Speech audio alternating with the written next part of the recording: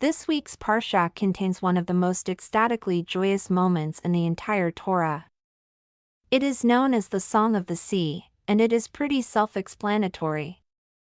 Finally released from the house of bondage, the Israelites, freed slaves, get one last scare when Pharaoh and his evil minions give chase, but they're redeemed by one final, grand miracle. Moses raises his staff. The sea parts in two. The Israelites pass in peace, and the sea resumes its natural form and drowns the wicked enslavers.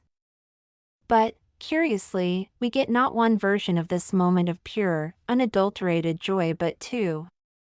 One from Moses, and one from his older sister, Miriam. Here's the great teacher and prophet himself.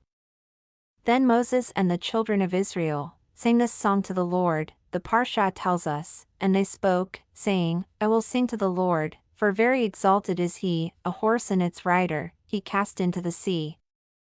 It's great stuff, but Miriam has an even more spectacular encore in mind. Miriam, the prophetess, Aaron's sister, the parsha reports, took a timbrel in her hand, and all the women came out after her with timbrels, and with dances. And Miriam called out to them, Sing to the Lord, for very exalted is he, a horse and its rider, he cast into the sea. The similarities between both songs are obvious, but the differences are fascinating. Moses leads the singing himself.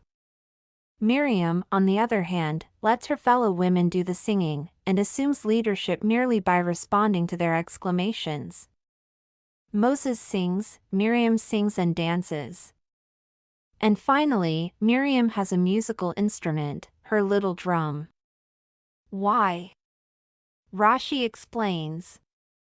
The righteous women of that generation, he wrote, were so certain that the Holy One, blessed be he, would perform miracles for them, they took timbrels out of Egypt. Imagine, then, Miriam and her fellow faithful friends, rushing to leave Egypt, and yet remembering to pack a small drum, because they were absolutely certain that, very soon, they'll have an opportunity to use it, while giving praise to God, for the miracles he is bound to deliver. That is what true faith looks like, a lesson in hopefulness, that continues to resonate millennia later.